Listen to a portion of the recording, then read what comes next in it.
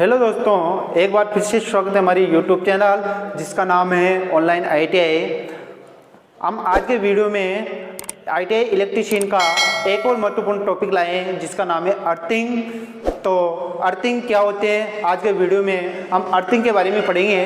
तो अर्थिंग कितने प्रकार के होते हैं, इसकी विधियाँ और अर्थिंग करते समय कौन कौन सी सावधानी रखनी चाहिए। चलो दोस्तों शुरू करते हैं आज का वीडियो।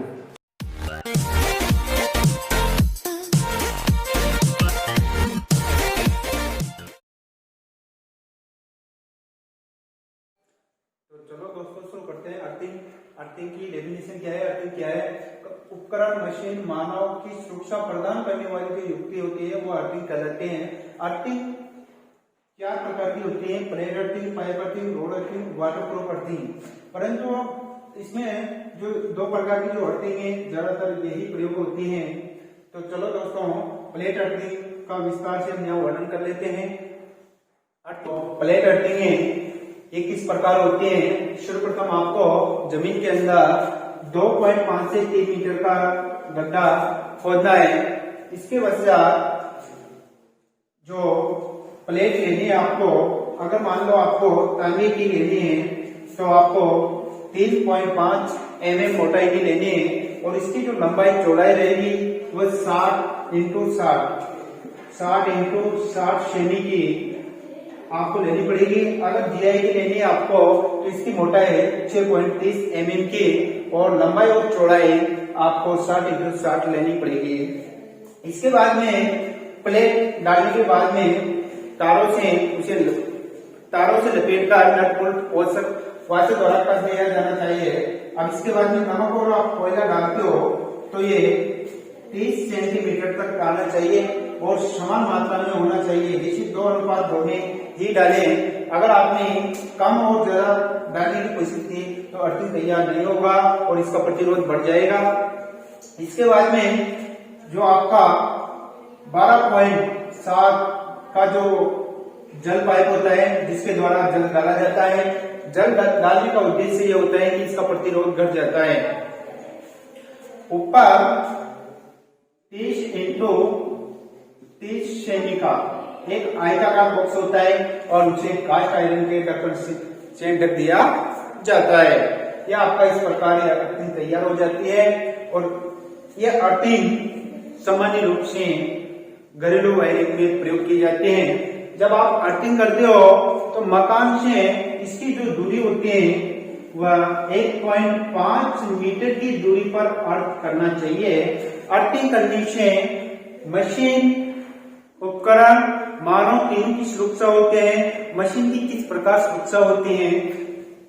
मशीन में जब चलती हुई हालत में फेज या न्यूट्रल तार बॉडी से स्पर्श हो जाता है तो अगर मान लो मशीन अर्थिंग हुई है तो उसकी जो लीकेज करंट है वह उसमें होते हुए अर्थिंग में चली जाती है और अर्थिंग अधिक से अधिक लीकेज करंट को वहन करती है। क्यों? क्योंकि पृथ्वी का जो विभव होता है वह हमेशा 0 वोल्ट होता है। इसके बाद में अर्थिंग मानव की किस प्रकार सुरक्षा करते हैं। किसी कारणवश मशीन को आपने बॉडी को अर्थ नहीं किया, जैसे ही उसकी बॉडी के फेज और न्यूट्रल स्पर्श करता है, जैसे कोई भी विद्युत कार उसको स्पर्श करता है तो उसको एक झटका महसूस होता है। अगर मशीन को अर्थ किया है तो हमें झटका महसूस नहीं होगा, जिससे हमारी सुरक्षा होती है। तो अर्थिंग करने के पश्चात आप अर्थ वायर को लेते हैं। अर्थ वायर आपको कितने SWG का लेना चाहिए? यह आपको 8 SWG। इसका मतलब होता है स्टैंडर्ड और W का मतलब वायर और G का मतलब गेज। अगर 3 फेज की है, हम यहाँ सिंगल फेज की बात कर रहे हैं। अगर 3 फेज की बात करें तो उसके लिए आपको 14 SWG का लेना चाहिए। देखो यहाँ जितना गेज कम होगा तार की मोटाई उतनी बढ़ेगी। जितना गेज ज्यादा होगा तार की मोटाई कम होगी। तो यहाँ 14 का ये है सिंगल फेज के लिए और ये है आपके 3 फेज के लिए। तो यहाँ आपने पतला तार लिया और यहाँ मोटा तार लिया। क्यों? क्योंकि किसका क्या है, गेज कम है और इसका गेज ज्यादा है। तो दोस्तों इस प्रकार आप अर्थिंग करते हैं और अर्थिंग में समय समय पर आप पानी भी देते हैं। पानी क्यों देते हैं, क्या लाभ है? पानी देने से इसका जो रेजिस्टेंस है, प्रतिरोध है, वो कम होता है। जितना प्रतिरोध कम होगा उतनी ही सरल धारा वहन करेगा। इसी कारण से समय समय पर पानी डालते हैं। चलो दोस्तों इसके बारे में दूसरे ये पाइप अर्थिंग है आपके पास में, इसको किस प्रकार तैयार किया जाता है। सर्वप्रथम आप इस गड्ढा खोदने की जो गहराई लेंगे 2.5 से 4 मीटर लेंगे। गड्ढा खोदने के बाद में इसमें एक पाइप होगा जिसका जो आपकी लंबाई होगी उसकी 2.5 मीटर का लेना पड़ेगा। इसमें छोटे छोटे होल होते हैं, उसकी जो व्यास नापेंगे 12.5 का होगा। अगर इसका पूरे का जब व्यास नापेंगे 38.1 mm का रहेगा। यहाँ से जो पाइप है आपने लिया GI का, इसके लंबाई 2.5 मीटर ली। इसके बाद में इसका जो व्यास नापेंगे आप 38.1 का रहेगा mm का। इसके बाद में इसमें छोटे छोटे जो छिद्र हैं इसका जब व्यास नापेंगे, इसका व्यास होता है 12.5 mm का। यहाँ से आपने एक जल पाइप को जोड़ दिया, इसमें जल प्रवेश करने के लिए इसका जो व्यास होता है 12.7 का होता है। और जब नमक और कोयला डालेंगे आप तो कितना डालना है आपको, 15 सेंटीमीटर तक नमक कोयला डालना चाहिए और नमक कोयला समान मात्रा में डालना चाहिए। इसके बाद में पाइप अर्थिंग का प्रयोग नमी वाले और चट्टानों वाली भूमि पर विशेषकर किया जाता है। इसके अलावा GS में पाइप अर्थिंग को समांतर क्रम में जोड़कर प्रतिरोध को कम किया जाता है। ज्यादातर जो GS ग्रेड होते हैं वहां पाइप अर्थिंग को समांतर क्रम में जोड़ने से ये लाभ होता है कि इसका प्रतिरोध कम हो जाता है। जब प्रतिरोध कम होगा तो निश्चित रूप से ये सरल धारा को अधिक से अधिक वहन करेगा। इसी कारण से इसे समांतर क्रम में जोड़ा जाता है। इसके बाद में अर्थिंग तैयार होने के बाद में आप GI तार को जोड़ते हैं तो इसके लिए सिंगल फेज के लिए आपको 8SWG मतलब स्टैंडर्ड वायर गेज आप ले सकते हो। और इसका जब व्यास नापेंगे आप वायर गेज या माइक्रोमीटर से आप इसका व्यास नाप सकते हो। अर्थिंग तैयार होने के पश्चात नमक और कोयला डालने के पश्चात आपका अर्थिंग तैयार हो जाता है। और इस पर समय समय पर जो जल पाइप होता है इसके द्वारा पानी डाला जाता है जिससे इसका प्रतिरोध कम होता है। और इसी को पाइप अर्थिंग को आप समांतर क्रम में जोड़ने से भी इसका अर्थिंग कम होता है। अगर मान लो इसकी जगह आप GI पाइप की जगह कॉपर पे लेते हैं, देखो कॉपर का प्रतिरोध कम होता है और GI पाइप का अधिक प्रतिरोध होता है। तो कॉपर का अगर आप पाइप लेते हो तो यहाँ आपको जो इसका व्यास है कितना है 38.1। अगर कॉपर का लेंगे तो यहाँ 38 का आपको व्यास लेना पड़ेगा। और यहाँ अगर GI की बात करें तो 38.1 का आपको व्यास लेना पड़ेगा। और इस प्रकार आप अर्थिंग करते हो।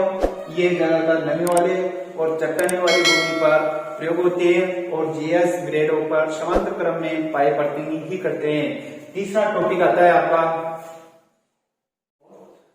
तीसरा प्रकार है आपके अर्थिंग का रोड अर्थिंग। इसमें आप गहरे जो गड्ढा होता है 12 से 20 मीटर लेना पड़ेगा क्योंकि इसमें नमक और कोयला की आवश्यकता नहीं पड़ती। इसमें जो लोहे की छड़ें होती हैं उसकी जो लंबाई होती है 1.5 से 2 मीटर ली जाती है। एक छड़ के ऊपर दूसरी छड़, तीसरी छड़, जितनी गहराई तक छड़े को पहुंचाएंगे तो उतना ही प्रतिरोध अर्थिंग का कम होता है। और इसका प्रयोग चट्टानी वाली भूमि के लिए विशेषकर होता है। चौथा आपका प्रकार आता है, चौथा है आपके जो प्रकार है वाटरप्रूफ अर्थिंग, ये जल पाइप अर्थिंग के अंतर्गत आते हैं। और इसमें जब आप आयरन की प्लेट लेंगे तो ये आपको 45 से 50 सेंटीमीटर की प्लेट लेनी पड़ेगी और इसी के आधार पर आप अर्थ तैयार करते हैं। ज़्यादातर इसका जो प्रयोग होता है जल पाइप अर्थिंग के लिए होता है, जैसे समुद्र वगैरह, इसमें वाटरप्रूफ अर्थिंग होती हैं। अर्थिंग होने से मशीन, मानव और उपकरण की सुरक्षा प्रदान करते हैं। हम बात करते हैं अर्थिंग की सावधानियां, कौन कौन सी सावधानी रखनी चाहिए। सर्वप्रथम पहले 52 से 1.5 मीटर दूरी पर अर्थ करना चाहिए, ये मुख्य आपको सावधानी रखनी चाहिए। अगर आप 1 मीटर या आधा मीटर पर 52 से दूरी पर अर्थ कर रहे हो तो कभी कभी दीवार में भी करंट आ सकता है और तुम्हें झटका लग सकता है। तो ये मुख्य सावधानी है कि 52 से 1.5 मीटर दूरी पर अर्थ करना चाहिए। दूसरा आता है कि इसमें समान मात्रा में नमक और कोयला डाले, ये नहीं कि नमक 2 किलो डाल दिया, कोयला 1 किलो डाल दिया, ऐसा नहीं, समान मात्रा में। तीसरा आता है अगर मान लो आप प्लेट अर्थिंग कर रहे हैं, तांबे की प्लेट है तो नट बोल्ट वाशर तांबे के ही लेना चाहिए, जिससे जो इसका प्रतिरोध है वह कम रहे। चौथा है अर्थिंग पर समय समय पर पानी डालना चाहिए, जिससे अर्थ का प्रतिरोध कम हो सके। अगर हम जीएस की बात करें, जीएस में 2 समांतर अर्थ करते हैं तो बीच की दूरी 5 मीटर से कम नहीं होना चाहिए और समांतर क्रम में जोड़ने से आपका जो अर्थिंग का प्रतिरोध है वह कम हो जाता है। अब इसके बाद में अर्थ का प्रतिरोध किस प्रकार नापेंगे, किससे नापेंगे और कितना होना चाहिए। अर्थ का प्रतिरोध, क्योंकि अर्थ का जो विभव होता है, अर्थ का विभव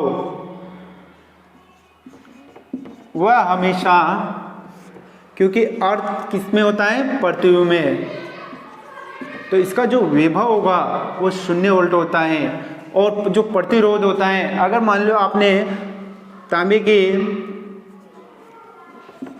की प्लेट अर्थिंग है तो इसके लिए जब आप इसका प्रतिरोध नापेंगे, प्रतिरोध नापने के लिए इंसुलेशन टेस्टर या मेगर से इसका प्रतिरोध नापेंगे तो ये 1 ओम आना चाहिए, 1 ओम। अगर GI प्लेट है आपके पास में तो इसका 3 ओम से कम नहीं आना चाहिए। तो इसी प्रकार आप दोनों का अलग अलग मान का प्रतिरोध आना चाहिए। उसी प्रकार पावर वायरिंग होती है आपकी, तो उसका जब प्रतिरोध नापेंगे पावर वायरिंग का, वो भी 1 ओम आना चाहिए। इसी प्रकार से चट्टानी भूमि का प्रतिरोध नापेंगे तो वहाँ 3 ओम से कम नहीं आना चाहिए चट्टानी भूमि के लिए, और नमी भूमि के लिए 1 ओम आना चाहिए। अब इसके बाद में आपको जो सरण करंट होते हैं या लीकेज करंट होते हैं, लीकेज करंट, इसका भी आप इंसुलेशन टेस्टर या मेगर नामक से लीकेज करंट का मान निकालेंगे तो ये कुल परिपथ की कितने आना चाहिए, 1/5000वां भाग आना चाहिए, तभी आपका अर्थिंग सही है। इस प्रकार आप उसको टेस्टिंग कर सकते हो और अर्थिंग करने के बाद में समय समय पर उस पर पानी डालते रहना चाहिए ताकि अर्थिंग का प्रतिरोध कम हो सके और हो सके जहाँ तक इसे समांतर क्रम में जोड़ने से भी अर्थिंग का प्रतिरोध कम होता है। जैसे अर्थिंग तांबे की प्लेट का है, नट बोल्ट वाशर सभी तांबे का होना चाहिए जिससे इसका प्रतिरोध कम हो सके। जितना प्रतिरोध कम होगा उतनी ही लीकेज करंट वहन करेगा। तो दोस्तों हमारा वीडियो अच्छा लगे तो इसे लाइक करें, दोस्तों को शेयर करें, हमारे YouTube चैनल को सब्सक्राइब